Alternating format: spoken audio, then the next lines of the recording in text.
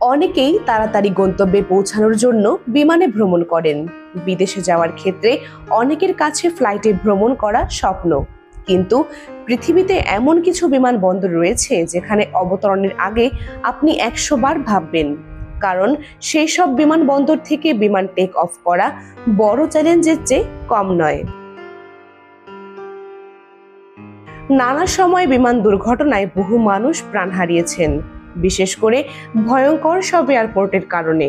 আসুন জেনে নেওয়া যাক বিশ্বের সবচেয়ে বিপজ্জনক বিমানবন্দরগুলো, যেখানে যাওয়ার আগে আপনি এবার হয়তো দ্বিতীয়বার ভেবে নেবেন। পারো, ভুটান।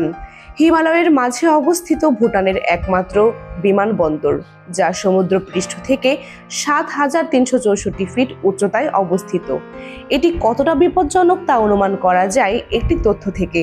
সেই এয়ারপোর্টে মাত্র ১৭ জন পাইলটকে অবতরণের অনুমতি দেওয়া হয়েছে। প্লেন শুধু দিনের বেলায় সেখানে অবতরণ বা টেক অফ করতে পারে। লুকলা বিমানবন্দর শুধু নেপাল নয়, বিশ্বের মধ্যে অন্যতম বিপজ্জনক বিমানবন্দর বলে মনে করা হয় লুকলাকে। এই বিমানবন্দর তেনজিং হিলারে এয়ারপোর্ট নামেও পরিচিত। এই বিমানবন্দর এভারেস্টের খুব কাছে। এই বিমানবন্দর জনপ্রিয় কারণ এখান থেকেই এভারেস্টের বেস ক্যাম্পে পৌঁছানো যায়। সমুদ্র পৃষ্ঠ থেকে ৯,৩৩৪ ফুট উঁচুতে রয়েছে লুকলা বিমানবন্দরটি। রানওয়েটি দৈর্ঘ্যে ১,৭২৯ ফুট, প্রস্থে ৯৮ ফুট। রানওয়ের চারপাশে প্রায় ২,০০০ ফুট গভীর খাদ। প্রিন্সেস জুলিয়ানা বিমানবন্দর। সেন্ট মার্টিনে অবস্থিত এই বিমানবন্দর। সেন্ট মার্টিন হচ্ছে একটি ক্যারিবিয়ান দ্বীপ।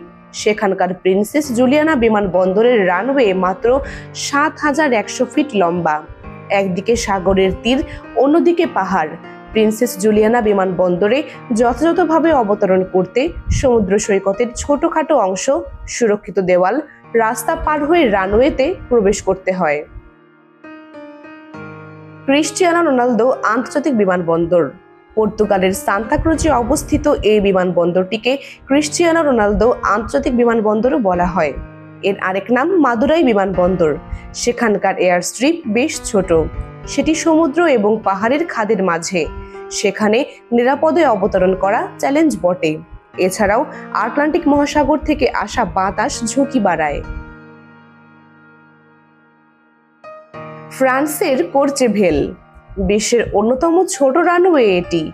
এখানে অবতরণের জন্য পাইলটদের আল্পস পর্বতমালা পার হয়ে সতর্কতার সঙ্গে অবতরণ করতে হয়।